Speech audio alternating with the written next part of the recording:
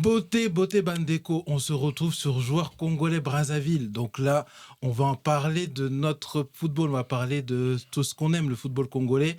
Et là, on aura des invités de marque, des invités vraiment prestigieux. Donc déjà, il y a un habitué, Batman. Comment ça se passe à Gotham? Ça va, ça se passe bien. Hein. Et toi, ça Non, va? là, ça va, mais non, là, maintenant, il faut qu'on trouve des moyens pour qu'on arrête de garder le fleuve Congo, le fleuve Kwilu, les gorges Diosso et les forêts autour d'Imfondo, n'est-ce pas? La Lima. La Lima. Il faut qu'on arrête de garder tout ça. Et pour nous aider à trouver des solutions, pour nous aider, pour avoir une perspective, pour voir ce qui se passe dans notre sport, on a un invité de marque, Monsieur Crésus Samba. Donc, je vais vous faire rapidement son CV avant qu'il se présente lui-même. Ancien athlète, tu as fait du basket, c'est bien ça? Tu as fait du basket, tu t'es reconverti en marketing d'influence dans le sport et maintenant tu es agent FIFA et tu es aussi consultant auprès des fédérations africaines. C'est ça. Donc, est-ce que j'ai bien présenté une personne qui est riche par son parcours? C'est ça, c'est totalement ça. Merci de m'inviter. Je pense que c'est important de venir. Moi, quand c'est pour le Congo, je viens et je viens tout droit sans réfléchir. C'est important, comme je dis souvent, qu'on puisse travailler tous ensemble. Pour moi, c'est important, mais merci de l'invitation, les gars.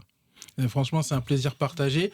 Et bon, là, dans ce podcast-là, souvent, on est là pour parler du football congolais, soit des matchs, soit parfois de l'actualité. Est-ce qu'on a un coach? Est-ce que la fédération avance, etc.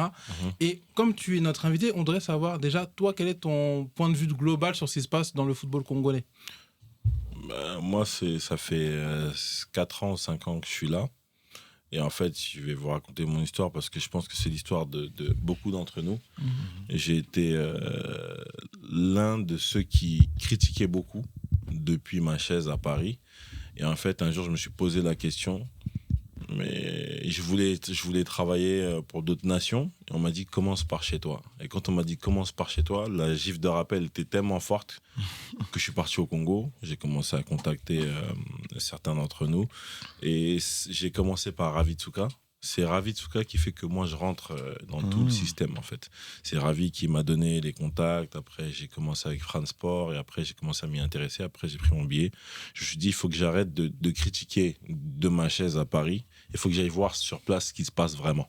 Et c'est comme ça que je suis rentré dans le foot par passion. Et parce que c'est mon pays, et pour moi, tout ce qui passait par mon pays... En fait, j'avais fait une espèce de je sais pas comment on peut appeler ça, par rapport aux événements, aux guerres civiles et tout. J'avais fait un blocage, mais je m'en étais jamais rendu compte. Et moi, j'ai fait un road trip avec 2 amis pour aller à la CAN d'Abidjan. Ah oui, j'ai vu sur les réseaux. Et en fait, je suis allé au bled avant, et derrière, j'ai fait le road trip, et après, j'ai continué. Donc, et quand je suis arrivé à Brazza, dans le cadre de revenir chez moi après 26 ans, et en plus, c'était pour le foot, donc la passion. Je savais que j'étais à ma place. Voilà. Et c'est comme ça que je me suis mis dans le foot. Aujourd'hui, mon regard par rapport au foot, c'est le même par rapport à... C'est l'essence que j'ai... On va dire, c'est ce que j'aime dire par rapport à ce qui concerne aussi les diasporas. C'est qu'on doit travailler ensemble. C'est tout. C'est mon point de vue d'un point de vue extérieur. Après, on va parler de la technique tout à l'heure. Mais pour moi, on doit travailler ensemble. Ça doit commencer par là. Et il y a beaucoup d'entre nous, diaspos, au bled, qui travaillent chacun de son côté. Et c'est ça, pour moi, déjà la première base. On doit nettoyer tout ce qui se passe. Toutes nos plaies, on doit les nettoyer. On doit avancer. On doit vraiment aller de l'avant, comme le chef de l'État l'a dit, mais vraiment de l'avant, mais sérieusement, en tout cas, en ce qui nous concerne, nous, parce que nous, on ne fait pas de politique. Nous, on est dans le sport, d'accord? En ce qui concerne notre rubrique, on doit travailler, les entités concernées doivent travailler ensemble pour qu'on puisse tous avancer ensemble, parce que vraiment, on en rigolait il y a 2 ans de surveiller le fleuve. Maintenant, c'est plus trop drôle et on a envie d'être quelque chose de marquant dans ce football africain, parce que je pense qu'on a notre place. Et il faut retenir aussi, pour moi, c'est ce que certaines personnes ont tendance à oublier. Il faut retenir aussi qu'on est une nation qui a 1 étoile. Et 1 étoile, c'est pas rien. Il y a des nations qui ont 0 étoile. C'est vrai. Donc, ça reste quand même quelque chose d'important pour nous, les Congolais. Et on va rentrer dans les détails au fur et à mesure. Parce que si je commence à parler maintenant... De toute façon, on est là, on échange, on rebondit. Et justement, c'est pour ça aussi le but de ce podcast-là, c'est de justement mettre en perspective ce que nous, les gens de la diaspora, les gens du pays, aussi peuvent travailler ensemble et comment aussi mettre le point sur certains dysfonctionnements, pas pour, comme tu le dis, critiquer pour critiquer, parce que c'est la critique stérile, mais avoir de la perspective de dire, mais qu'est-ce qu'on voit, qu'est-ce qu'on peut faire, etc. Exactement. Et Batman, l'un des sujets dont on parle souvent, c'est la relation entre la fédération, là, en l'occurrence, la Fédération congolaise de football et son ministère de tutelle, le ministère des Sports. Là, ça fait maintenant 2 ans qu'on a un blocage. On a eu l'épisode des commissions ad hoc, sachant que dans notre histoire de notre pays, les commissions ad hoc ont commencé dès les années 65, donc c'est pas quelque chose de nouveau. C'est pas nouveau. Mais qu'on a vu que ces commissions ad hoc là, les interférences entre le ministère et la FECOFOOT font que depuis maintenant 2 ans, le football est complètement KO. Il n'y a pas de championnat. La sélection nationale a fait 2 derniers matchs sans convoquer tous les joueurs parce que tous les joueurs ne voulaient plus venir. Et par exemple, Déon, toi, quel était ton constat par rapport à cette relation-là, ministère, FECOFOOT? Le constat, j'ai fouillé, je me suis renseigné par rapport à comment ça se passe ailleurs. Pourquoi, par exemple, c'est très rare que, par exemple, là où on est en France, en Europe, il y a des problèmes, il y a très peu de problèmes d'ingérence. Tu vois. Et je me suis renseigné et j'ai vu que il y a entre le ministère des Sports et la fédération, il y a une entité qui gère ce qui se passe, qui fait du suivi pour pas avoir d'ingérence. Tu vois, une entité indépendante du ministère des Sports. D'accord. Tu vois, j'ai vu ça. Ça s'appelle dans la convention sportive, tu vois, dans le code du sport français, dans la convention sportive. Ok. Il y a plusieurs points. Hein. Dans le cadre où il y a ingérence. Non, pour pas avoir d'ingérence. Ok. Pour pas avoir d'ingérence, elle met une entité entre les deux. Ok. Pour pas qu'il y ait d'ingérence. C'est l'entité qui suit. Un peu qui fait la médiation. La médiation entre tous les sports, tu vois. C'est pas que pour le foot, hein, pour tout le sport. Et j'ai même vu, il y a un point très intéressant, que c'était au cas de manquement des fédérations, l'État, cette entité peut demander de remboursement. D'accord. Tu vois, peut remboursement. Ça évite en fait des ingérences. Ok. Tu vois, ça fait un bon suivi parce que nous, nos fédérations, elles sont presque financées en majorité par les États. Tu vois, et c'est très compliqué. L'État, il se dit qu'il finance peut-être 80% du budget. Et pas avoir un mot dedans, c'est compliqué, tu vois. Et c'est ça qui permet, en France, qui crée l'équilibre. Même, j'ai vu en Angleterre, il y en a beaucoup de pays européens. Et c'est mon constat quand des choses à mettre en place. Hein. Peut-être pas faire pareil, copier-coller, mais s'inspirer de ce qui marche ailleurs. S'inspirer de ce qui marche ailleurs. Voilà, pour éviter qu'on ait encore d'autres problèmes, d'autres sanctions. Tu vois. Même on est en plein dedans encore. Déjà, comment s'en sortir? C'est compliqué. Mais on sait qu'on va s'en sortir tôt ou tard. Mais maintenant, il faudra anticiper pour éviter qu'on se retrouve dans les mêmes cas, quoi.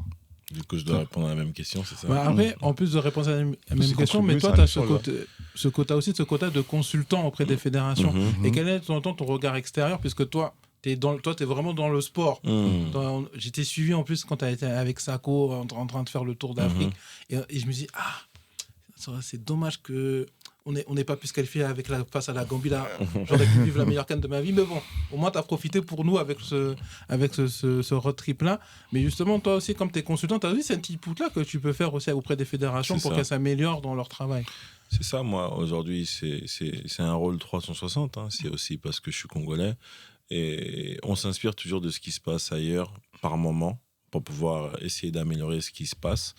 Voilà, aujourd'hui, je rebondis un peu sur ce qu'il a dit, avoir une entité au milieu ou tout simplement essayer de travailler ensemble, tu vois, qui est un 0-0, un win-win des deux côtés, des deux entités, que ce soit le ministère des Sports et de la Jeunesse et la Fédération congolaise de football, qu'on puisse trouver un terrain d'entente final et qu'on puisse commencer à avancer ensemble. Pour moi, c'est le meilleur compromis parce que sans ça, de chaque côté, on a besoin de l'un et de l'autre. Et il n'y a aucun pays qui fonctionne tout seul. C'est-à-dire qu'il n'y a aucun pays qui fonctionne avec juste une fédération et sans son ministère des Sports. Ça n'existe pas. D'accord ? Le ministère des Sports est l'entité de tutelle, comme tu as dit tout à l'heure, et la fédération est l'entité technique. Donc les deux doivent travailler ensemble pour une meilleure cohésion. On est une nation qui n'a jamais manqué de joueurs. Faut le dire, faut le répéter même. Hein. On est une nation qui n'a jamais manqué de joueurs. Le Congo a toujours eu un problème d'organisation, mais ne manque pas de joueurs. Dans chaque centre de formation, il y a 3 ans, il y avait 2 Congolais minimum. J'avais les listes. 2 Congolais minimum.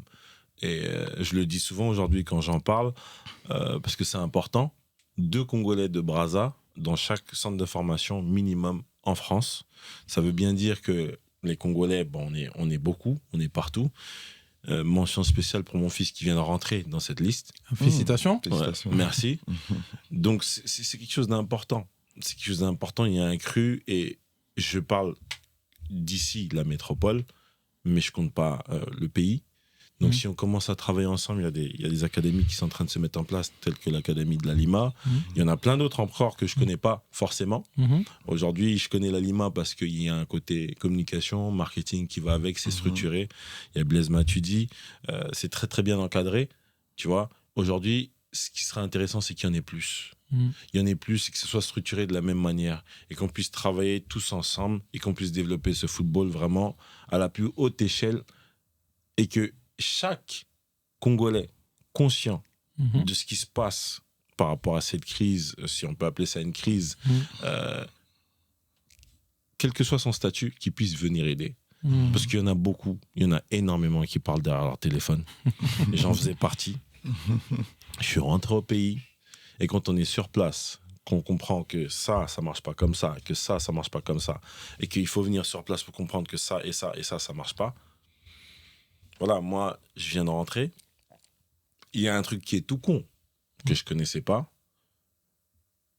Que nous, par exemple, sur le côté diaspora, on n'a pas forcément ce regard-là. Le public de Kinkala et le public de Pointe-Noire, c'est pas le même. C'est pas faux.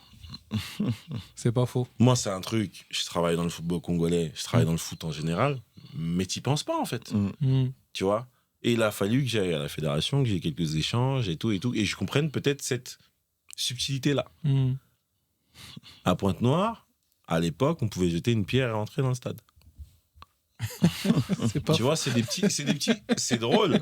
Mais c'est pas faux parce c'est que des petites subtilités. Tu connais pas ça. Parce que toi, tu te dis, ouais, on doit jouer ci, on doit jouer ça. Bah, ça marche pas comme ça. Tu vois ? Donc, il y a plein de choses qu'il faut revoir. Mais pour moi, c'est voilà, vraiment le travailler ensemble. Si t'es éducateur sportif, si t'es agent FIFA, si t'es ceci, si t'es cela, si tu peux aider, viens aider. Reste pas derrière ton téléphone à insulter ou à critiquer. Et puis moi, ça c'est un truc qui est hyper important pour moi. C'est que, comme ce que j'ai toujours dit à Leader, on a une responsabilité en tant que média, en tant que consultant. Le lecteur congolais, quand il entend un média qui a, et ça je parle au nom de pour tout le monde, c'est ce que je dis souvent à Leader Foot, on a une responsabilité auprès du public congolais. Quand tu dis 10 fois un tel ou un tel ou un tel, il est nul, sur les 10 000 personnes, il y en a 9 000 qui retiennent que lui, il est nul. J'ai regardé un match une fois chez moi, j'ai fait casser ma télé, journaliste congolais, en plein match, il y a 5 actions positives. Son narratif est 5 fois en négation. D'accord. Donc en gros, c'est comme si on conditionnait les gens. On conditionne notre public à se dire, lui il est nul, lui il est nul, lui il est nul. C'est pas bon. Soyez juste. Et quand vous avez une info, allez chercher. Faites des vraies enquêtes. Parlez pas pour parler. On est un pays qui aime beaucoup ça. Voilà, on parle, on dit lui, voilà, machin. Non. Allez vérifier. Allez aux infos, allez chercher. Et moi, s'il y a un truc que je veux dire sur ce podcast, c'est ça. C'est qu'on est beaucoup à parler, mais il y a une prise de conscience à avoir sur tout ce qui se passe réellement sur le terrain par rapport au football. Et puis, tout le monde ne peut pas travailler dans le football. Non, tout le monde ne peut pas être média. Tout le monde ne peut pas être joueur. Tout le monde ne peut pas être agent de joueur ou peu importe. Mais si tu as la passion, qualifie-toi. Tu vois ce que je veux dire ? Fais des recherches, forme-toi. Tu veux devenir journaliste, forme-toi. Balance pas un papier pour balancer un papier. Balance pas un commentaire. Ça, c'est des blogueurs, ça. C'est ça. Non, mais parce que aussi, comme tu l'as dit, c'est les songi. En gros, je vais sortir ça, dire, je sais que ça va cliquer. Quoi, je vais dire, bon, un tel, il est comme ci, comme ça. On va bâtir sur la rumeur, mais on va pas construire quelque chose sur le long terme. Il n'y a pas de fond. Même ici en France. Là, je sais pas si vous avez vu le reportage là sur les Blancs en grève qui part raconter l'affaire Naïsna. La fameuse une là où Anelka insulte Domenech. C'est du songi. Parce que finalement, on a même Domenech lui-même qui s'est fait insulter, je dis, moi jamais dit ça. Donc, c'est vrai que nous, en tant que médias, on a cette responsabilité là aussi. Et aussi ce partage d'informations et d'élever les consciences. C'est ça. C'est ça qui est super important. Et pour me dire ce que vous avez dit tous les deux, il y a, comme on dit aussi, cet aspect de proposer des choses. C'est ça. Et c'est marrant. en préparant le podcast, je parlais avec un Sénégalais, il dit vous êtes champion d'Afrique, même si la deuxième étoile est au tribunal, pour l'instant on est en train de gérer ça. Et il dit mais comment ça s'est passé chez vous? Parce que j'ai l'impression chez vous tout fonctionne, le ministre ça fonctionne. Il dit mais nous la fédération au Sénégal c'est pas fou non plus. Eux la base de leur succès footballistique, ce sont les académies privées, Génération Foot, Jambars et j'en citerai pas d'autres, qui font que des jeunes, on forme des Sénégalais qui vont sortir très rapidement. Là, j'ai vu récemment que le ministre des Sports a fait une déclaration comme quoi il faut que dans chaque département congolais, ou qu'il faudrait qu'il y ait des académies. Mais est-ce que c'est le travail du ministère de faire ça, ou c'est justement, comme tu l'as dit, Crésus, que les gens se forment et après qu'ils créent des académies, comme on a pu voir avec l'académie à Lima, ou on a à Pointe-Noire avec Natalis. Est-ce qu'on ne peut pas créer cette élimination de dire vous avez des idées, vous les formez, il y a des formateurs ici. Au lieu de former ici en France, faisons des académies pour peut-être avoir, comme le Sénégal, peut-être 10 ans de pouvoir, quoi. Qu'est-ce que vous en pensez? Je te laisse répondre. Pour moi, une académie, c'est un business. C'est un business, si on compare au Sénégal, c'est du privé. Alors qu'au Congo, ce qui a été fait, c'est un partenariat public-privé. C'est pas trop clair, on ne comprend pas vraiment ça. Chaque semaine, il y a un nouveau nom qui sort. Tu vois, mais l'académie, elle est là, ça fait du bien. Mais je ne pense pas que c'est le travail d'un ministre de faire plein d'académies dans tout le territoire. Tu vois, au Sénégal, ils mettent des conditions pour attirer des investisseurs ou des académies. Tu vois, pour moi, c'est pas pour nous, en tout cas, notre réalité à nous, c'est pas une priorité. Tu vois, pour moi, la priorité au Congo aujourd'hui, comme il a dit, qu'il faut voir la réalité du terrain. Tu vois, par exemple, dans les quartiers populaires, il y a très peu de stades. Tu vois, pour moi, ça, c'est une priorité au Congo. Et des bons stades dans des quartiers populaires, ça peut... Un petit stade, ça peut être un lieu de formation pour plusieurs clubs, en fait. Tu vois, sur un stade, tu peux former... Il y a tu peux faire peut-être 5 académies sur un seul stade. Tu vois, là, aujourd'hui, à l'académie à Lima, c'est bien, mais ça forme 40 joueurs. Tu vois, alors que c'est un complexe sportif magnifique. Tu mets ça à proximité dans les quartiers populaires ou trucs, tu peux former peut-être 1000, 2000 joueurs à l'année. Après, je suis d'accord sans être d'accord. Sans vouloir prendre de part et d'autre. Parce que tu as besoin de ton État pour construire une structure. Bien sûr. Tu as besoin de l'aval de ton État pour construire une structure. Tu as besoin de tout ça. Si jamais il y a un enfant qui doit sortir du Congo pour aller en Espagne, signer au Real ou peu importe, tu as besoin de l'aval de l'ambassade de France ou de l'ambassade d'Espagne et tu as besoin de l'aval du Congo. Donc la base de tout ce que tu es en train de dire, c'est l'État. Mais l'État doit travailler avec son organe technique, qui est la fédération, pour construire des projets en perspective sur toute l'étendue du Congo pour élever son niveau à l'échelle mondiale, à l'échelle africaine, etc. etc. Donc, tu as toujours besoin de l'État. Parce que le foncier appartient à l'État. Exactement. Si tu veux construire une académie, tu ne la construis pas en l'air.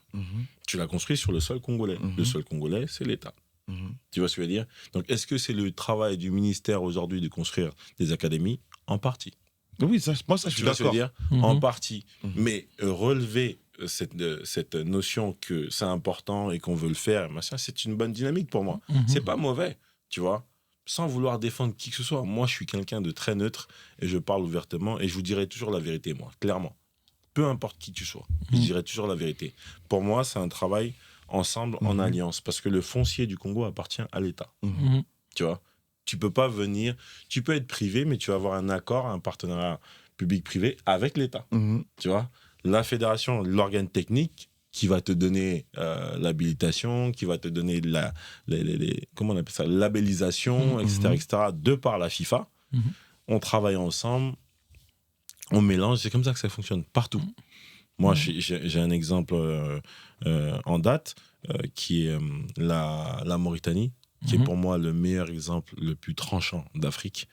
Mais vraiment, c'est le meilleur exemple le plus tranchant d'Afrique. Il y a un hub où il y a tout sur place. Il y a la fédération, le restaurant de la fédération, il y a le magasin, la boutique officielle de l'équipe nationale, il y a le stade, il y a le centre de formation, il y a le beach soccer, il y a le comment on appelle ça, le studio TV. D'accord. Tout est au même endroit. Donc aujourd'hui, il y a tout un endroit donc tu veux travailler dans c'est que pour le foot ou c'est que pour le foot. Donc t'as un hub où il y a tout. Tu vois, et aujourd'hui, pour moi, c'est l'une des meilleures fédérations en termes L'organisation. De développement. d'organisation, et c'est le meilleur exemple pour moi en Afrique. L'un des meilleurs exemples, si ce n'est le Maroc, qui est à un certain niveau aussi. Le Maroc, voilà, il n'y a rien à dire. Mais la fédération de la Mauritanie est juste derrière pour moi. C'est mon point de vue personnel. En termes d'organisation, de structure, il n'y a rien à dire. Et le président, Mohamed Yahya, si je ne me trompe pas, fait partie du conseil de la FIFA. Tu vois. Aujourd'hui, on n'a rien sans rien. Mais le sol mauritanien appartient à l'État. Tu vois ce que je veux dire? C'est le législateur. Voilà, c'est le législateur. Donc, tu as besoin. Je préciser par rapport à ça, excuse-moi, je te coupe. Vas-y, je t'en prie. Bien sûr, on a besoin de l'État. Mais après, quand ça arrive à un moment que c'est l'État qui finance, qui met l'argent dedans, qui gère la gestion, les joueurs, pour moi, c'est un peu trop. Est-ce qu'on a des preuves de ce qu'on avance? Non! Attention, j'ai pas de preuves. Tu vois, mais quand c'est pas clair, ça revient exactement à ce moi, que je dis juste tu que c'est disais pas clair. Je dis j'ai pas de preuves, mais il n'y a pas assez de transparence. Dans ces cas-là, dans la démarche qu'on emploie, ce qu'on fait dans ce genre de cadre, après, il faut que tu sois légal dans ce cadre-là. Il faut demander un audit. Bien sûr. Il faut demander un audit. Parce que si tu parles comme ça, là, tu mets un doigt sur le ministère disant que le ministère gère ça. Est-ce que tu as un audit qui prouve que c'est le ministère qui gère ça? Sur audit, on a zéro preuve. Mais comment on voit la chose, comment c'est présenté et même comment il la valorise, tu vois, c'est très bien. Moi, je dis pas que c'est mauvais. Mais il faut une académie, même si c'est l'État qui le fait, c'est pas mauvais. Mais que l'État fasse que ça, moi, c'est ça que je trouve que, attention, l'Académie Alema, c'est bien. On a le CNFF aussi, c'est bien. Mais faire ce modèle-là dans tout le pays, attention, ça... Pour moi, c'est pas une priorité. Après, ce que tu veux dire, c'est que... Bon, en tout cas, c'est une très bonne chose que parce que l'Académie Alema soit là. même en France, on a des académies d'État. Par exemple, on dit Clairefontaine, etc. C'est des académies qui ont formé, mais qui appartiennent, en tout cas à la fédération, mais qui est chapeauté par un organe, et qui ça n'empêche pas que le PSG ait son centre de formation, que c'est Lyon ait juste son ça centre que de je dis. formation, Moi, etc. c'est... Non, c'est ça. Ouais, Et c'est pour ça que...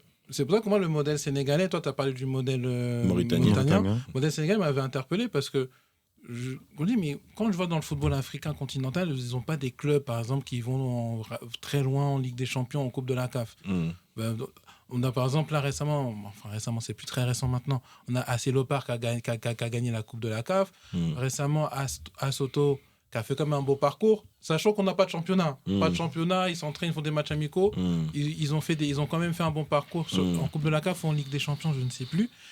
Donc, mais je me dis, mais les Sénégalais, ils n'ont pas de club qui rayonne. Mais parce que nous, on a misé beaucoup sur nos académies qui exportent partout. Maintenant, le sujet, c'est de savoir comment quand nous, on s'articule entre l'État, la fédération. Et ça va poser ma prochaine question. C'est que c'est Batman, comme je t'appelle, qui disait ça. C'est que l'État, on parle via le ministère, finance énormément de la fédération. Ce qui fait qu'on a toujours ce côté-là qui paye commande et que parfois le ministère dit mais je paye, j'aimerais bien avoir un droit de regard. La fédération qui se dit nous on est protégé par la FIFA donc il ne faut pas qu'on ingère. Est-ce que c'est pas ça aussi qui fait ces frictions? Parce que légitimement si je paye quelque chose, j'aimerais bien dire je veux voir ce qui se passe, avoir des retours. Mais de l'autre côté, la personne à qui je fournis les sous me dit non mais tu n'as rien de droit de voir. Est-ce que c'est pas ça qui crée aussi des problèmes, en tout cas dans notre football à nous? D'où l'alliance. C'est ça, d'où l'alliance, tous l'entité au milieu. D'où l'alliance et pour moi, c'est toutes ces choses-là qui sont régies par certaines entités telles que la FIFA et qui mettent en place certains audits, des fois quand il y a ingérence, pour voir qui fait quoi, qui gère quoi. Parce que la FIFA donne des fonds et des fonds doivent aller quelque part. Et tu dois justifier où est-ce que ces fonds vont. Tu vois, aujourd'hui, moi, au-delà de tout ce qui se dit, pour moi, que ce soit le ministère, que ce soit la FIFA, tu ne peux pas utiliser des fonds sans rendre compte. Ouais, dans tous les cas. C'est pas ton argent. C'est pas ton argent. Tu vois, c'est pas de l'argent perso. C'est pas. Bon, il y a beaucoup de choses qui se disent un peu sur la toile, sur les réseaux, mais moi, voilà. Pour moi, tant que j'ai pas de preuves, moi, je m'avance pas. Tu vois. Mais aujourd'hui, le seul truc que je veux dire ici sur le plateau, c'est que tu peux pas utiliser des fonds sans qu'il y ait une traçabilité. Donc aujourd'hui, s'il y a ingérence là ou là, faut mettre en place des audits par une entité labellisée par la FIFA ou par le TAS, le tribunal du sport ou peu importe, la CAF, voilà, qui doit justifier que les fonds ne sont pas allés là, les fonds ne sont pas allés là, les fonds ne sont pas allés là, parce qu'on parle du juridique là, les gars. On parle de juridique. Tu parles d'argent, tu dis moi j'ai pris l'argent là, prouve-le. C'est tout. Parce Non, que c'est vrai, c'est simple, hein, dit comme ça. c'est pas aussi simple que ça. Non, dit comme ça, tu dis, bon, toi, Oui. ça a l'air clair, mais maintenant, pour appliquer... Pour moi, c'est clair parce que je suis agent FIFA et je connais les statuts de la FIFA. Tu vois ce que je veux dire? Tu peux pas venir dire à quelqu'un, j'ai pris l'argent là, d'accord, sans preuve. Prouve-le. Tu vois ce que je veux dire? Prouve-le que la personne A a pris l'argent là et est partie le déposer là. Si tu n'as pas de preuve, tu ne peux pas parler. Ou sinon, dans ces cas-là, on met en place un dispositif, audit, on revoit tous les comptes, on revoit qui a fait quoi, qui a déplacé l'argent là, et là, et là, et là, et là. Tu vois? Pour moi, c'est comme ça que c'est censé marcher. Peu importe l'institution. Tu vois? Parce qu'on ne peut pas parler pour parler parce que ça crée des crises. Moi, je suis parti à la Fédé, les gars de la Fédé m'ont dit, notre problème, c'est vous. Je dis, comment ça, votre problème, c'est nous? Ils m'ont dit, votre problème, c'est vous, les gars de la diaspora, parce que vous parlez pour parler. Mais bon, il y a certains d'entre vous qu'on respecte, comme toi, parce que tu viens voir sur place. Tu vois, ça revient à ce que je disais tout à l'heure au début. Pour comprendre la réalité. Pour comprendre la réalité du Congo, footballistiquement parlant, ou la réalité du Congolais tout court, viens sur place, observe, analyse ce qui se passe, et après... Fais tes constats. Mais Parce que tu peux pas. Mais la fédération, quand il dit nos problèmes, c'est nous. Nous, on parle parce qu'il y a des problèmes. Nous, si le foot, ça se passe bien, on fait même pas ça. Nous, on est chez nous. Le problème, c'est eux. Ils disent pourquoi c'est nous le problème? Qu'est-ce que nous, on fait pour que ce soit nous le problème? Nous, on ne joue pas, on n'a pas de responsabilité. Nous, on est juste critiques comme tout passionné du football. Tu vois, tous les passionnés du football. Je peux pas te dire qu'il n'y a pas de quoi, qu'il y a des couacs quelque part. Maintenant, il faut mettre le doigt dessus. Exactement. Avec les entités concernées. Tu veux se dire, tel que la FIFA ou la CAF envoie une commission, ou la FIFA envoie une commission pour aller voir sur place qu'est-ce qui se passe. Je ne sais pas quelle est la suite. D'accord, commission, je ne vais pas dire ad hoc parce qu'ad hoc c'est dans un cadre précis, tu vois, normalisation c'est ou un cadre autre. aussi précis. Voilà, c'est dans un cadre précis qui devrait pas tarder à arriver parce que le président, on a un président par intérim, mais il y a certaines choses qui vont se restructurer parce qu'il y a une volonté.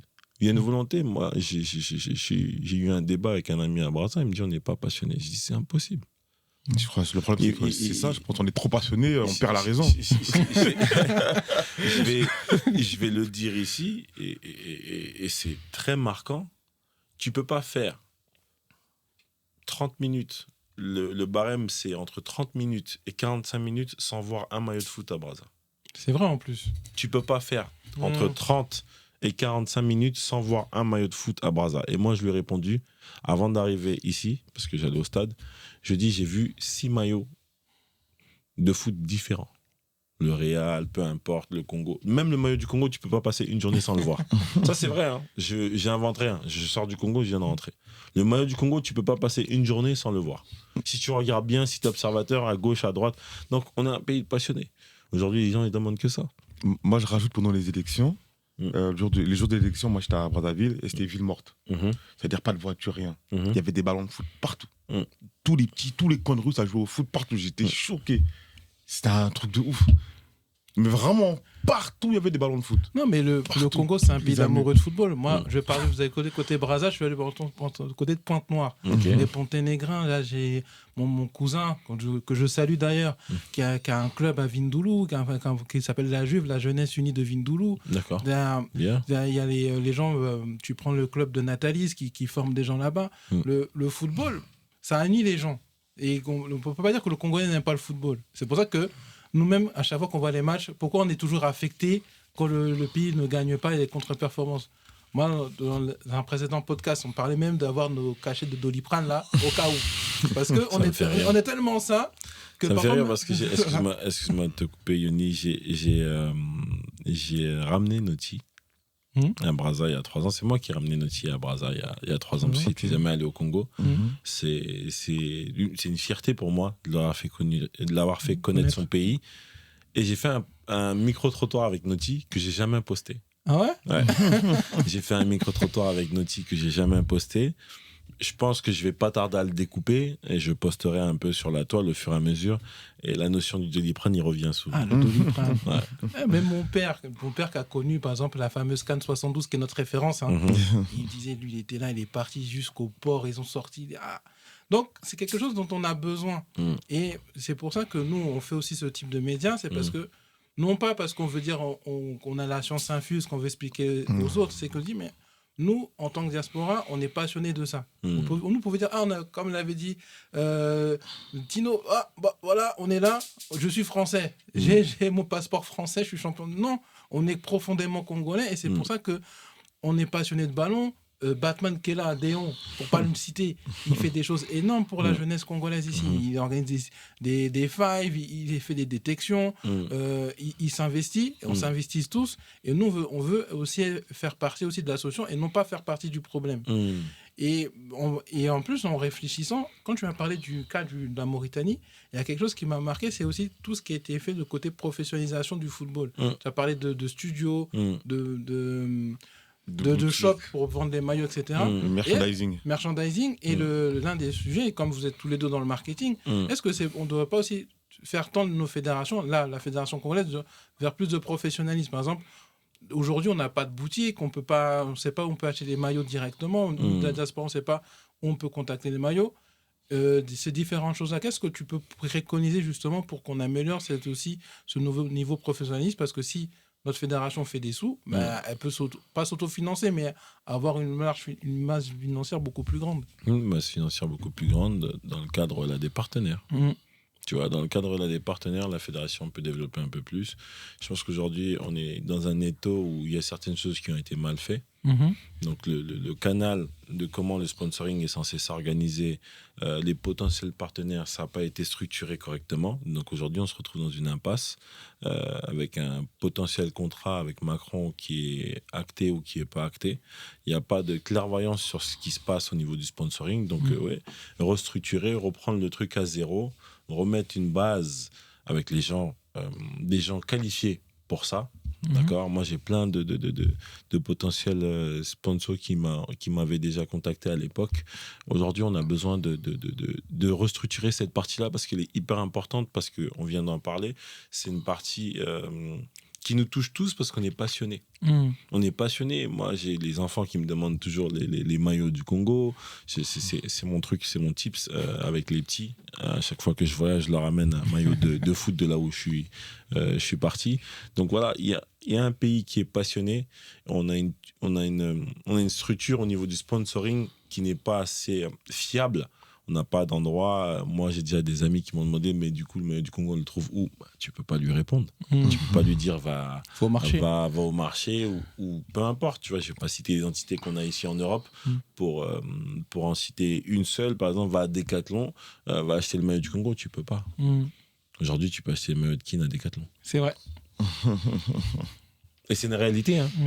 Les mecs ont mis une base et ils bossent. Et aujourd'hui, il faut le reconnaître. Il faut leur donner ce crédit. Ils sont qualifiés en Coupe du Monde, les mondialistes. Ah oui. Et c'est une fierté. Moi, je suis parti au match. Je suis parti au match et parce que c'est important. C'est important de voir comment les autres travaillent, comment les autres se structurent, se servir de ça comme exemple pour pouvoir aller chercher plus haut. Tu vois. Mais ouais, je ne peux pas vous nier qu'il y a peut-être un manquement sur ce qui s'est passé en arrière au niveau de la structure. Du sponsoring, mettre en place un dispositif pour mettre en place des partenaires, pour avoir un peu plus de fonds. Après, il y a des fonds qui sont mis en place quand même par les entités respectives qui sont la CAF et la FIFA pour ce genre de choses. D'accord. Le comment du pourquoi, j'ai pas de preuves, donc je peux pas vous dire oui. Mais il y a un couac sur notre dispositif au niveau des maillots. Je sais pas si c'est les fonds, je sais pas si c'est les partenaires, je sais pas si c'est l'entité respective, si c'est la fédération qui a mal géré un truc, je pense quelque part. Mais j'ai pas de preuves. Donc, voilà. Je sais pas si le ministère est concerné par ça. Je pense pas, parce que ça touche directement à l'organe technique. Donc voilà, il y a des choses qu'il faut restructurer au niveau du Congo, au niveau du football, en inside, tel que ça, parce que c'est important. Moi, je me suis toujours posé la question, par exemple, pourquoi on joue pas ailleurs? Pourquoi on joue pas dans les autres parties du pays? Ah, c'est pas faux. C'est pas faux. Mais je me souviens, c'était en 2015. J'étais en stage là au pays. J'avais vécu là-bas au pays. On a fait des matchs, je crois, au Wando. Quand il y avait des stades étaient encore habilités pour recevoir. On jouait parfois à Pointe-Noire. Je me souviens avoir vu un match contre le Rwanda, je sais plus, à Pointe-Noire pour la qualification des Jeux Olympiques. Là, tu parlais des cailloux. J'ai vu que les joueurs ils ont fui parce qu'ils n'avaient pas gagné. Donc le Monténégrin était fâché. Donc les cailloux sont tombés. Mais j'ai vu qu'il y a des matchs qui ont été aussi joués à Rwando, au stade qui a été fait avec la Il y avait des multiplication stades, accélérée. exactement, il y avait des Partout. stades tout neufs avec la multiplication accélérée. Mais après, ça n'a pas tenu, hein, comme il n'y a pas de modèle économique pour les stades, pour les entretenir, l'entretien, tout ça. Bah, tout est sous herbe. On a vu même à Djambala, le stade, il y a plein d'herbe. Après, sinon, au niveau marketing, franchement, il a tout dit, c'était vraiment très intéressant. Et moi, j'en ai fait un peu de marketing sur l'équipe nationale. Franchement, j'ai gagné de l'argent. J'ai gagné de l'argent. Moi, comme j'organise la CAN dans le 19e. Ah, t'as gagné de l'argent? Ah ouais, sur l'équipe nationale. Comme j'organise la CAN dans le 19e. D'accord. Bah, j'ai créé un maillot du Congo. Et c'était en collaboration avec Dawala, avec Wasport. Ok. Et même après ça, j'ai refait des événements, j'ai fait un site internet. Ok. Et j'ai eu de la demande, j'étais débordé, j'ai même pas pu suivre. J'ai même pas pu suivre. D'accord. Jusqu'à là, je suis en rupture de stock, je sais même pas comment relancer tout ça. Je te donnerai un tips tout à l'heure. C'est la demande j'ai fermé mon site. Mais c'est ça qu'on fait des connexions. Toi, tu as un problème, il a une solution. Et j'ai C'est envoyé ça des qu'on maillots fait. partout. Hein. Ouais. J'ai envoyé des maillots aux États-Unis, en Côte d'Ivoire, on m'a appelé D'accord. dans Suède, des Congolais. D'accord. J'étais surpris alors que ça vraiment, si c'est bien structuré, C'est bien structuré. c'est un plus à gagner pour la fédération. Vous allez être énorme. surpris.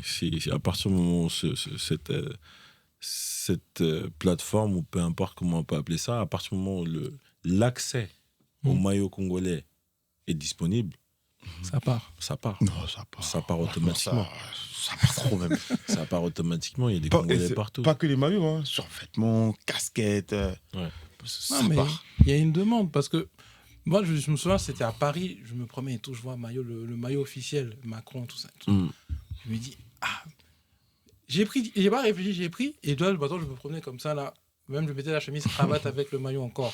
Pour montrer qu'on a besoin aussi de montrer qu'on est fier d'être Congolais et toujours voir les matchs, etc. avec ça. Et surtout si le public congolais va comprendre l'importance d'acheter du vrai, pas les faux, parce que le vrai, ça va aller dans la fédération, dans les poches de la fédération. Après, tu peux toujours avoir pardon, excuse-moi de te couper, tu peux toujours avoir l'officiel et la réplique, mais la réplique officielle. Ça existe. C'est toujours Oui, du vrai, bien sûr, mais c'est la réplique. Ah oui, la réplique officielle. Mais l'important, c'est que moi, je parle dans le sens où va l'argent et comment ça peut aider à l'organisation pour la fête. Si c'est bien géré, bien sûr. Hein. Ça peut aider, ce que ça va apporter à l'équipe nationale. C'est... Batman, il faut changer la narration. Si c'est bien géré, les Congolais, on a cette habitude-là aussi. Il faut changer la narration. Ça sera bien géré. Ouais, ça sera bien hyper géré. important. C'est vrai, c'est important. Vous vous rendez pas compte, on a pris énormément d'aise, on est très à l'aise avec ça sera mal géré. Il faut changer la narration, on est dedans. On est dedans, le chef de l'État l'a dit à l'inauguration, on est exactement dedans. Changeons nous aussi la narration, nous qui sommes médias, nous qui sommes acteurs du Congo, ambassadeurs du Congo à l'international, changeons la narration. Après, je peux comprendre aussi son point. C'est parce Je comprends, qu'on est tellement traumatisé, peut-être ce terme est fort, mais tellement habitué à on a ci, il y a ça, il y a ça. C'est que nous, on a toujours ce blocage à se dire, mais je sais que si je commence à m'emballer, je vais être déçu. C'est comme quand on se qualifiait parfois. Le Congo, c'est quand j'étais plus jeune. Toujours les 2 premiers matchs, victoire. On commence à dire on va se qualifier, je sais pas, au Coupe du Monde, etc. Pour qu'après, dès que ça marche plus, on est déçu. Donc c'est vrai qu'il faut pas toujours penser négatif, mais c'est un travail à faire parce qu'on a tellement été mal habitué, je veux dire par là, par les débords qu'on a eu récemment. Mais vous êtes les premiers acteurs. C'est pas faux aussi. Nous sommes les acteurs de tout ça. Vous êtes les premiers acteurs. Moi, je me considère comme un média à moi tout seul parce que je travaille pas que pour le Congo, je travaille pour tout le monde. Moi, aujourd'hui, je suis un privé qui travaille pour tout le monde. Mais j'ai remarqué que nous, on a souvent tendance à dire ça va être mal géré. La Fédé va faire ci, le ministère il va faire ci. Il n'y a qu'à voir les commentaires quand tu postes une photo. Tu vois. Mais dans les faits, est-ce que c'est bien beau de changer la narration? Moi, je suis d'accord. Mais il faut que les faits ils suivent. Non, les faits, ils sont en cours. Les faits, ils sont en cours. Mais ni toi, ni moi n'auront le mot de la fin, ni Yoni, parce qu'on n'est pas les décideurs. Les décideurs ont conscience aujourd'hui que nous avons un problème. Nous avons un problème. Le chef de l'État l'a dit encore une fois dans le brut, on a un pays de sport. Mais ça, c'est vrai. On a un pays de sport, les gars. On a organisé les Jeux africains il n'y a pas très très longtemps, en 2015. Si tu n'es pas un pays avec une connotation sportive, on ne te donne pas l'organisation. Vous savez ce que c'est organiser une compétition. Une compétition de cette ampleur-là. Si tu n'es pas un pays qui connaît un peu ça, on ne te donne pas l'organisation. Tu vois, aujourd'hui, il y a la Côte d'Ivoire, il y a eu le Maroc aujourd'hui. Donc, si tu n'as pas cette connotation, voilà. Mais nous, qui sommes médias, on doit changer. On doit changer notre manière de voir les choses. Il faut faire entrer dans la tête du lecteur aussi que le Congolais ne doit pas tout le temps dire... Moi, c'est le problème que j'ai avec certains médias. Aujourd'hui, je travaille avec Leader, on n'est pas tout le temps d'accord, hein, mais il a une manière de tous nous réunir à sa manière à lui. Et aujourd'hui, moi, je collabore avec lui parce que il a tout ce monde-là et c'est important pour moi de travailler avec quelqu'un qui a tout le monde. Quand on dit oui, on fait comme ça, on fait comme ça. Voilà, on peut avoir des désaccords, on en discute, tu vois, mais c'est une chance d'avoir quelqu'un comme ça. C'est une chance, c'est une réalité. Hein. C'est une chance. Après, aujourd'hui, il y a joueurs CG, il y a beaucoup de gens, tout le monde. Il y a des RCPF aussi. Ouais, des RCPF mais aussi, on n'est pas chez le média, là. Ouais, pas Monafoot. Il y en a plusieurs. Moi, je suis tout le monde parce qu'on on peut ne pas être d'accord. Mais on doit travailler. On doit travailler ensemble. Ouais, c'est ça. Je suis dans mon couloir, toi, t'es dans ton couloir. Voilà, s'il y a moyen de connecter, on connecte. S'il y a pas moyen, bah, chacun fait. Il y a la place pour tout le monde, Yoni. Il y a la place pour tout le monde. Il n'y a pas de... Voilà. Moi, aujourd'hui, je dis juste qu'il faut être conscient de ce qu'on représente. On est 6 millions, mais il faut en être conscient. On est 6 millions de passionnés. Ah, ça. On est 6 millions de passionnés, pas 6 millions de ceci, de cela. On est 6 millions de passionnés. On a des grandes nations autour de nous. Le Cameroun, le Gabon. On a des grandes nations autour de nous qui se qualifient. Donc, tu peux pas dire que quand les autres se qualifient, ça te touche pas. C'est impossible. Non, ça fait un petit peu. Tu vois ce que je veux dire ? dire ? Ça fait un pincement. Voilà. Moi aussi, je veux y être. Et c'est comme ça. C'est les grandes nations. C'est comme ça. C'est pour ça qu'on les appelle les grandes nations autour de nous. En tout cas, c'est mon point de vue personnel. Parce qu'elles se qualifient tout le temps. La copie est tout le temps juste. Tu vois ? Et il est temps que le Congo puisse se relever, qu'on puisse avoir cette sensation de « ouais, on est qualifié ». Et qu'on redevienne aussi une grande nation. C'est ça, footballistiquement parlant. Tu vois ? Donc, il y a un travail, mais le travail commence par nous-mêmes médias, pour les lecteurs, et ensuite les entités respectives qui sont déjà en train de remonter la pente doucement, doucement. Voilà, tu vois. Après, on entend. Après, c'est vrai que on voit que les choses, au moins dans les discours, sont dites qu'on veut mettre les choses en place. Et que maintenant... Comme on dit, Brazzaville, c'est pas construit en un jour, donc ça va prendre du temps. C'est clair. Et c'est bien aussi que je vous ai tous les deux sur le plateau, parce que vous avez, en tant qu'acteur dans vos domaines respectifs dans le sport, vous avez une vision éclairée sur le domaine. Et il y avait un autre point que je voulais aborder avec vous, c'est aussi la base du football, c'est les clubs. Et que aujourd'hui, les clubs de foot sont pour la plupart amateurs. Est-ce que toi, en tant que conseiller consultant, tu aurais des tips à donner pour que les clubs puissent passer à un autre step? On a vu des pays comme la Tanzanie qui a pu développer son championnat, qui est devenu un championnat très compétitif. Tu parlais du hub qui est en Mauritanie, qui va forcément qui va se développer, qui a une émulation sur l'ensemble des clubs mauritaniens. Clairement. Qu'est-ce qu'il faudrait faire pour que nos clubs passent à un step, sachant que, encore une fois, les clubs congolais ont une histoire forte. On a eu Kara, on a AC Léopard, maintenant Auto qui commence à monter. Qu'est-ce qu'il faudrait faire pour passer ce step au-dessus, pour qu'on soit maintenant des clubs structurés qui puissent former des jeunes, individus par club, par exemple? Moi, je pense la question est plus pour lui, parce que moi, je suis autodidacte. Moi, je suis autodidacte, j'ai appris sur le terrain. Mais surtout pour appuyer la question, c'est qu'aujourd'hui, les présidents de clubs, j'ai l'impression, peut-être je me trompe, mais ils ont pas de vision ou de modèle économique. Tu vois, peut-être leur rêve, leur espoir, c'est de vendre un joueur. Parce qu'on les voit aujourd'hui se plaindre. Oui, il n'y a pas de foot, mais il faut nous remercier, parce que c'est grâce à nous qui faisons vivre le football. Tu vois.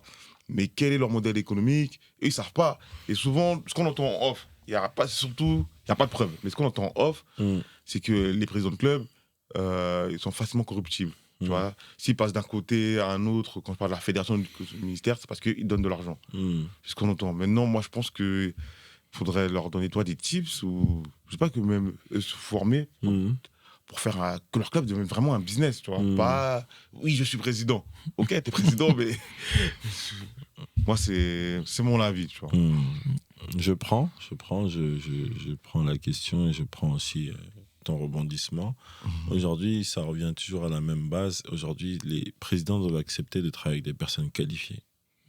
pas forcément qualifiés de l'Europe, mais il y a des gens qui sont très très qualifiés en Afrique, qui travaillent avec la CAF, qui aident à développer, qui aident à structurer ces clubs. Tu vois, le Maroc a un championnat qui est dense. L'Égypte a un championnat qui est dense. L'Afrique du Sud a un championnat qui est dense.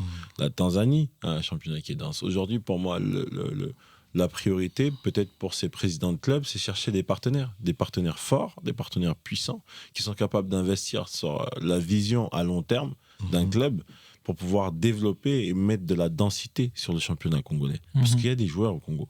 Ah, ça. Il y a des joueurs au Congo, il y a des talents au Congo. Il y a des structures qui peuvent être mises en place comme structures de centres de formation dans chaque club. Maintenant, aujourd'hui, est-ce que c'est la priorité des présidents de pousser là-dessus? Est-ce que ce n'est pas leur priorité? Est-ce qu'ils préfèrent rester comme ça? Telle est la question. Moi, aujourd'hui, je pense qu'il faut faire un recensement de toutes ces choses-là et de savoir qui veut quoi. Est-ce qu'on veut un championnat dense? Est-ce qu'on reste comme ça? Aujourd'hui, pour moi, il est là le truc, tu vois. Si on veut cette densité qu'on retrouve chez les autres, il nous faut des acteurs, des investisseurs puissants. Il faut que ces présidents de clubs soient dans cette dynamique-là. D'accord. Moi, j'ai envie d'être comme AS Léopard. Moi, j'ai envie d'être Otto, tu vois. J'ai envie d'être TP Mazembe. J'ai envie d'avoir ce truc où je participe. Est-ce que c'est comparable pour moi un AS Léopard et un TP Mazembe?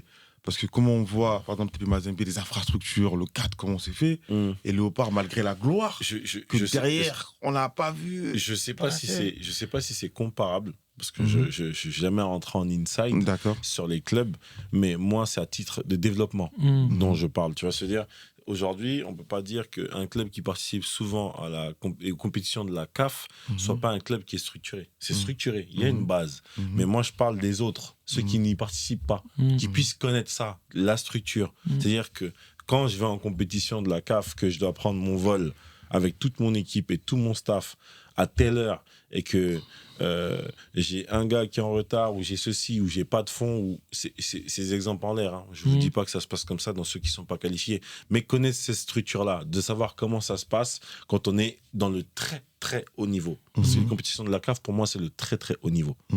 Il y a beaucoup de joueurs qui participent à la CAN qui jouent dans ces championnats-là. Tu comprends? Bien sûr. Donc c'est connaître cette structure, savoir où est-ce que je veux aller. Est-ce qu'aujourd'hui, je vais avoir un club qui est au Congo, qui fait son bout de chemin, ou est-ce que je veux chercher la vraie compétition, le haut niveau, les hautes sphères, voilà. Qu'on parle de mon club, qu'on parle de mon pays à l'échelle internationale, parce que la CAF, c'est le monde. C'est vrai. Confédération africaine de football. La CAF, c'est le monde. Donc, participer à une compétition CAF, c'est un exemple, hein, parce que moi, je suis toujours optimiste. C'est ma vision. C'était ma vision il y a 3 ans, ce sera ma vision demain, après-demain. Pour moi, aujourd'hui, le Congo a les moyens d'aller combattre n'importe où. Ah oui, c'est clair. C'est l'organisation le problème. L'organisation et la volonté de trouver ses partenaires, les sponsors, les entités privées qui peuvent aider, qui aiment le sport, qui peuvent pousser le truc. Le championnat du Congo, si tu le structures sur l'aspect financier, je vous jure, ça peut être une dinguerie. Et je pèse mes mots. Je sais de quoi je parle. Je sais ce que je vois sur le terrain. Ah, mais c'est bien parce je que voyage, tu donnes une bouffée d'optimisme. je suis parti voir un match à Zanzibar il y a 3 mois. Je vois. Je sais ce que je vois à travers l'Afrique. Je vois les terrains, je vois les structures, je vois qui avance, je vois qui avance pas. Et je sais qu'aujourd'hui, si le championnat du Congo, on lui met une structure, un levier financier énorme, des partenaires incroyables qui viennent et qui disent nous, on veut ça. On veut que le championnat, en telle année, il soit dense, il puisse, on puisse en parler un peu partout dans le monde, que c'est le nouveau hub, c'est le pays où il faut investir. J'en ai un autre comme exemple. Et je vais vous poser la question, moi. Je pose juste une question et vous me dites ce que vous en pensez. Qu'est-ce que vous pensez de Visit Rwanda? Si on parle en termes d'investissement, de ce côté, on veut développer, on veut que notre pays soit connu à l'échelle mondiale. Pour répondre, Visit Rwanda, je me souviens la première fois que j'avais vu ça, c'est quand c'était avec Arsenal. Voilà. Donc c'est une marque puissante, au-delà de tous les aspects politiques qu'il y a derrière, mais c'est une marque puissante, puisque quand tu vois Visit Rwanda au Paris Saint-Germain, au Bayern Munich, à Arsenal, ça donne une dimension différente à un pays qui n'était pas forcément connu. Et derrière, ça fait de l'émulation, puisque nous, on a Destination Congo-Brazzaville qui est avec Lyon, et tu as Destination RDC, je crois, qui est avec Barcelone et le Milan AC. Mais de voir un pays africain présent sur des institutions mondiales, des marques globales. Arsenal, c'est une marque globale. Le PSG, c'est une marque globale. Le Bayern, c'est une marque globale. C'est quand même un impact important qui va faire qu'aujourd'hui, quand la FIFA fait des réunions, parfois elle va à Kigali, c'est pas pour rien. C'est parce qu'il y a cette image-là de Visit Rwanda, tu as aussi cette image-là aussi de performance, d'excellence, parce que des marques globales ne vont pas s'associer avec des pays, des marques bancales. C'est ça. Donc en gros, le global et l'excellence vont ensemble. C'est ça. Et ça pousse ton pays à aller vers plus loin et plus haut. C'est ça qu'il faut aller chercher. Le développement mondial. Le Congo est une marque mondiale pour moi. C'est un pays qui peut rayonner à travers le monde. Mais on a besoin d'aide, on a besoin de partenaires, on a besoin de sponsors et on a besoin de personnes qualifiées sur le terrain, dans les entités respectives, dans les structures de clubs, des éducateurs, des arbitres. J'ai entendu qu'il y avait beaucoup de soucis au niveau des arbitres, de la corruption, pas de la corruption, etc., etc. Moi, j'ai pas de preuves. Mais aujourd'hui, on a besoin de passionnés. On a besoin de passionnés, on a besoin que les gens comprennent que vous êtes en train de défendre l'image d'une nation entière de plus de 6 millions de personnes. Je dis 6 millions, mais 6 millions, c'est le Congo. Arrête à la diaspora. La diaspora à travers le monde, c'est pas 6 millions, il doit être des millions. Tu vois, on parlait du maillot. Le maillot, on peut le demander en Suède, on peut le demander à gauche, on peut le demander à droite. Tout ça, ce sont des messages. Maintenant, il faut trouver les acteurs qui sont prêts à suivre cette passion que nous tous, on a du football et se dire non, le Congo, là, il marque un point fort. À titre d'exemple, organiser la CAN. Ah, ça serait quelque chose. Déjà, on serait qualifié. La narration ne change pas. Hein. Déjà, la narration ne change pas. On serait qualifié. Non, on sera qualifié. Il faut qu'on se qualifie correctement. Si on organise, on sera qualifié. Non, mais on est qualifié d'office. Mais attention, la narration, Yoni. Attention, on est qualifié, c'est vrai. On est qualifié et on va la gagner. Tu organises la CAN chez toi, comme la CAN Junior. Tu sais, c'est l'histoire que j'avais comme le Congo. C'est que 2007, organisant la CAN Junior. Et quand vous disiez tout à l'heure, c'est que quand le Congo veut organiser des choses, il fait bien. Le CNFF, c'était pour préparer la CAN Junior qu'on organise à Brazzaville, à Pointe-Noire. Tu as tout un centre de formation adossé à Auxerre, tu parles du partenaire, qui fait qu'on a sorti une génération qui nous a apparu jusqu'en 2015. Je me souviens que je suivais les matchs de la CAN Junior tout le temps. C'est la génération qui était sur la fin des Eolo, des Mamouna, qui commençaient à partir et qu'on devait voir la perspective des nouveaux joueurs. Moi, j'avais suivi la finale, j'avais mis la CAN de la 3G à l'époque. J'avais payé du hors forfait, mon père m'a tapé après. Donc, quand tu vois Kiba, il marque, t'as jour férié au Congo. Et je me souviens à l'époque, je me dis, mais là, le Congo, on est parti sur 20 ans. Et parce qu'on avait cette structure-là, le centre de formation, et ça a suivi, mais derrière, il faut qu'on continue à avoir cette esprit qu'on construit quelque chose, mais que ça soit pas... On a gagné, on arrête. Ouais, quelque chose qui perdure. Pour moi, un truc qui est structuré, c'est quelque chose qui perdure sur le long terme. Si c'est pour faire une bonne présence 1 année, 2 années, après plus rien, c'est dommage, tu vois. Et pour moi, s'il y a plus rien, c'est que la base n'était pas bien faite. Tu vois, c'était un leurre, quoi. C'est comme un leurre. On l'a vu, c'est beau, mais quand tu rentres dans la profondeur, tu vois dès le départ comment c'est fait, tu sens qu'il y a un problème. Après, je sais pas si c'est un leurre ou en fait l'espérance du suivi.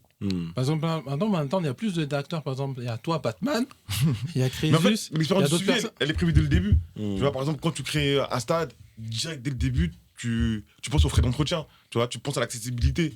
Comment tu vas l'accéder. Tout ça, c'est des trucs qu'on met dès le début. Oh, mais je pense que c'est l'espérance qui fait ça.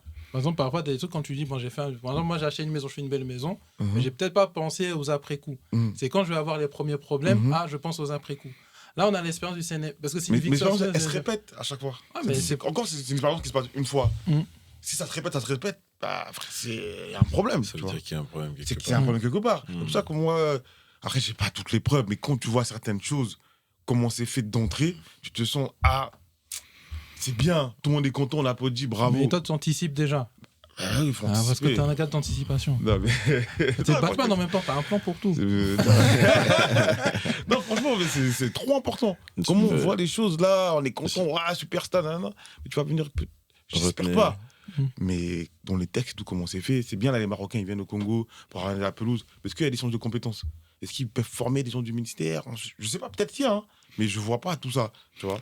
Et c'est là qu'il faut mettre les bases, il faut profiter. Quand quelqu'un il vient avec de l'expérience, de la compétence, bah ok, vas-y, Le forme-nous transfert, quelqu'un. former. Il faut transformer.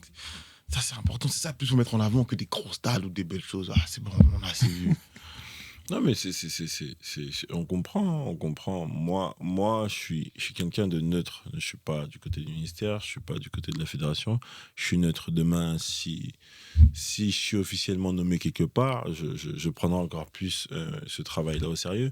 Mais je comprends, on va dire, le cri, de cri du lecteur, du public qui se dit que attends, excuse-moi, qui se dit que mon œil est là avec mon pollen, qui se dit que voilà, maintenant faut prendre les choses, comme je dis souvent, avec un peu d'optimisme, même si je sais qu'on souffre depuis plusieurs années. Aujourd'hui, les Marocains sont à la pointe de tout ce qui se fait en Afrique en termes d'infrastructure. J'ai fait la CAN du Maroc en tant que consultant pour la Fédération royale marocaine de football.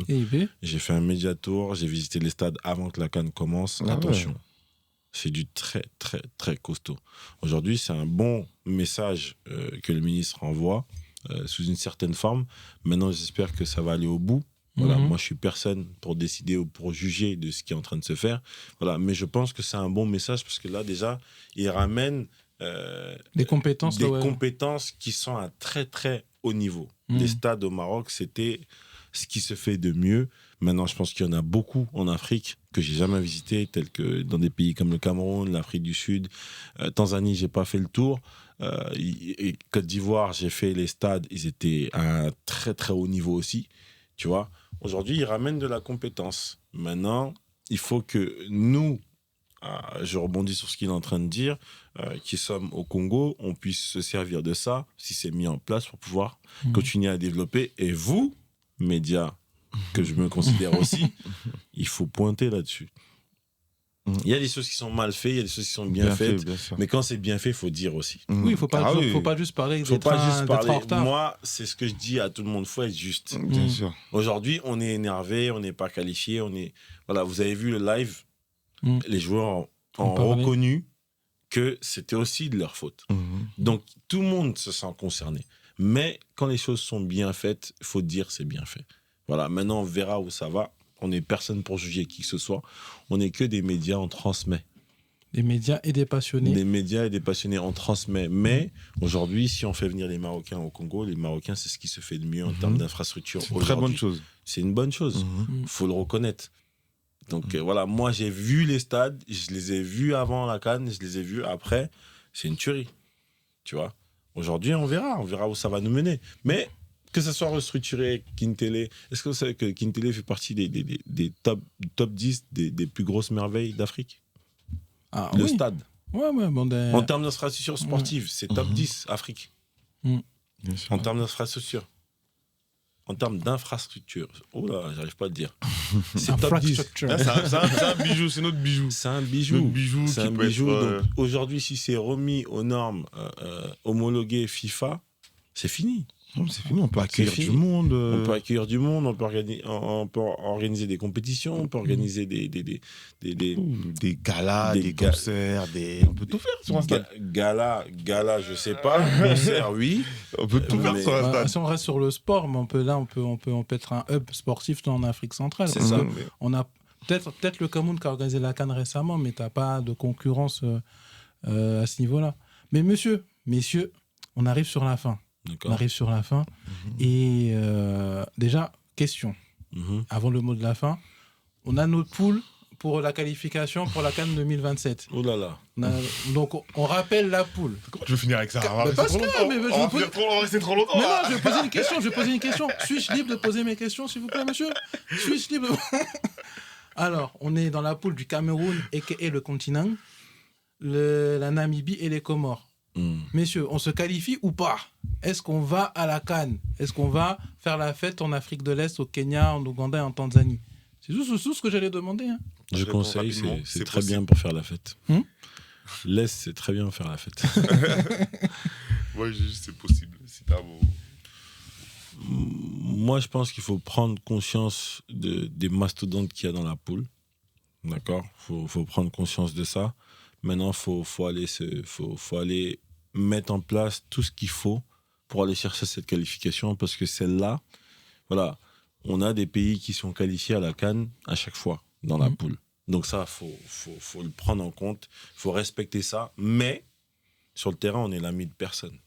C'est ça. Sur le terrain, il faut être l'ami de personne. Il y a un truc qu'il faut retenir, c'est qu'on a longtemps respecté les autres nations. Il est temps que le Congo puisse casser la porte et aller chercher cette qualif correctement, sans tricher avec qui que ce soit, sans voler qui que ce soit, sans parler de telle entité ou telle entité. On va comme des hommes et on se qualifie. Pour moi, aujourd'hui, c'est ça le mot qu'il faut retenir. Il y a le Cameroun en face. Le Cameroun, c'est une grande nation. Il faut le respecter sur le terrain. Tu es l'ami de personne. Et que ce soit le Cameroun, que ce soit les Comores, que ce soit le Namibie, sur le terrain, on est l'ami de personne. Quand le match il est fini, on est des amis, on est des frères. Voilà. Mais sur le terrain, il faut respecter personne. Et les joueurs en ont conscience, sachez-le. Les joueurs en ont parfaitement conscience. Aujourd'hui, il faut qu'on restructure ce qui doit se faire. Le coach, le staff, il faut tout remettre en place. Une fois que tout est remis en place, une fois que toutes les choses partent dans le bon sens, on verra. On espère qu'on va se qualifier et qu'on ira faire la fête en Tanzanie, en Ouganda et au Kenya. Nous, on réserve les hôtels à Zanzibar, c'est tout ce qu'on va faire. Donc, messieurs, un mot de la fin avant qu'on puisse conclure ce podcast qui était fort intéressant. Encore merci encore pour cette participation. Merci à vous. Bon, merci à vous. Merci à Crésus d'être venu. Tu viens de loin. On t'a envoyé un message. Tu as répondu oui à l'appel directement. Ça fait grave plaisir. Et on espère aussi d'attirer... faire de prochains épisodes, aussi encore avec Crésus, il y a beaucoup de choses à dire. J'espère qu'on trouvera le temps. Et d'autres profils qui sont intéressés, qui nous contactent, et ça ferait que plaisir. Même s'ouvrir, tu vois, pas que congolais, il y a des gens qui travaillent dans le sport. Aujourd'hui, lui, il est consultant chez les Mauritaniens. Ouais. On peut trouver peut-être quelqu'un qui travaille dans le sport pour un autre pays, d'origine d'autre pays, qui vient, qui a des idées pour développer. Ça ferait plaisir. Moi, mon mot de la fin, ce sera merci. Merci les gars, c'est super important ce que vous faites, vous vous rendez pas compte. Maintenant, voilà, comme j'ai dit, je pense que j'ai tout survolé. Quand vous lancez des débats, juste ayez des preuves. Quand vous parlez d'une entité, attention à ce que vous faites. Pas parce qu'il va se passer quoi que ce soit, non, juste vous avez un devoir auprès du lecteur. Moi, mon fils, maintenant, il regarde. Donc, quand Yoni dit lui, il est nul, mon fils il va m'appeler, il va me dire tonton Yoni, il a dit à la télé que lui, il est nul. Donc, prenez conscience de ça. Et surtout, le public congolais, prenez patience. On va essayer de faire bouger les choses, mais continuez ce que vous faites, c'est super important pour nous. Pour nous, en tant que Congolais, continuez. Et voilà, vous envoyez un message fort aussi parce que ça prouve que vous vous battez et que vous voulez que ça change. Et pour moi, c'est hyper important et ça m'a touché vraiment que vous puissiez m'inviter. Voilà, moi, j'essaie d'aider tout le monde, j'essaie de donner de la force à tout le monde parce que tout ce qui se passe là, c'est pour nous tous. Pour moi, le Congo est au-dessus de tout. Donc voilà, merci en tout cas. Merci. Donc, vous avez vu, amoureux du football congolais, congolaises, on est là dans le syndicat du football. Donc, merci encore, Crésus, d'être venu. Merci Batman d'être sorti de Gotham. Et on se retrouve pour d'autres news parce que notre passion, c'est le Congo, c'est le sport et le Congo toujours en premier. Merci. Ciao. Le 20 juin 2026, l'histoire du football s'écrit à nouveau. CAN Congo. Bien plus qu'un tournoi, c'est une célébration vibrante de la passion, de l'unité et de la gloire africaine. Ici, au stade Massamba Débat, 16 équipes s'affrontent, les nations s'expriment et les rêves prennent vie sous les projecteurs. Venez porter haut les couleurs de votre pays et vivre une expérience intense où chaque action résonne comme un symbole de fierté, car ici, le football est un héritage.